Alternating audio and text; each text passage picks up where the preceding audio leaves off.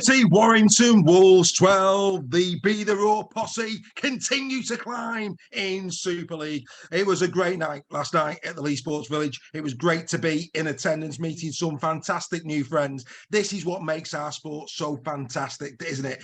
Because it brings people together, people who have never met each other. You know, the bond that is rugby league just binds them. Thank you very much to Steph Sale for having us for the evening and for everybody who made us feel so welcome. The amount of people that stopped us in and around the Leigh Sports Village last night just to say hello, it was absolutely brilliant to see that Super League Raw is held in such high regard in the town of Leigh. But now, back to the game. I've already seen Darryl Powell's interview after the match talking about the middle unit of Leigh, that was the real difference. Shouldn't really be surprising though, should it? Because when you consider this season, the middle unit of Leigh have been in the hard meter charts all year.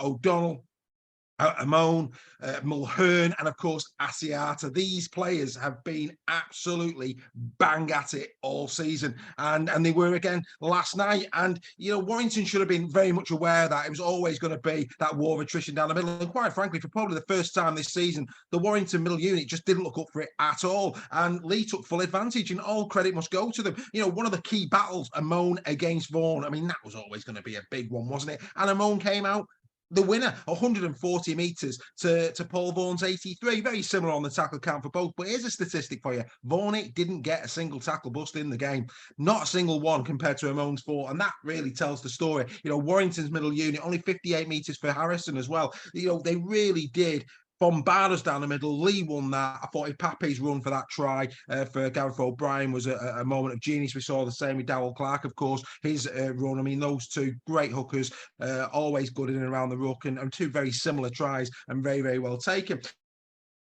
Really were up for this one. Charnley was at Maguire all game. They were giving each other a bit of biff throughout the match. And of course, Gareth O'Brien, who arguably probably was the player of the game, you know, 2 tries for him and an assist. He had a really solid match, did Gareth O'Brien, a great pro, doing it well for the Leigh Leopards. Other statistics that are really surprising in this is missed tackles. Believe it or not, Leigh missed 40 tackles in that game to Warrington's 19.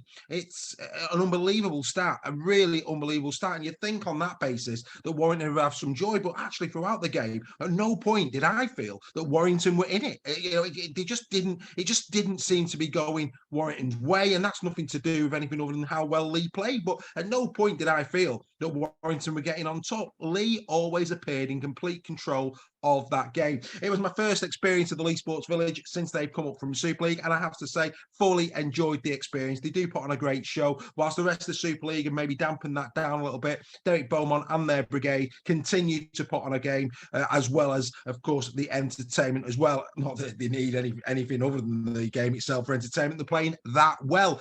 People think that I'm a closet Leigh fan. I'm certainly not, but I do recognise great rugby league when I see it. And what I really like is the fact that they're really doing it well in Super League, both on and off the field. And for me, it's a breath of fresh air for the league, and that's why I've got so much respect and admiration for what they've done. I never felt that last night was going to be an easy game. I felt it was going to be a real tough one either way. I think I went Warrington 1-8. I saw it being close, but all credit has to go to Leigh. Leigh last night were superb. No issues at all from me as a Warrington fan.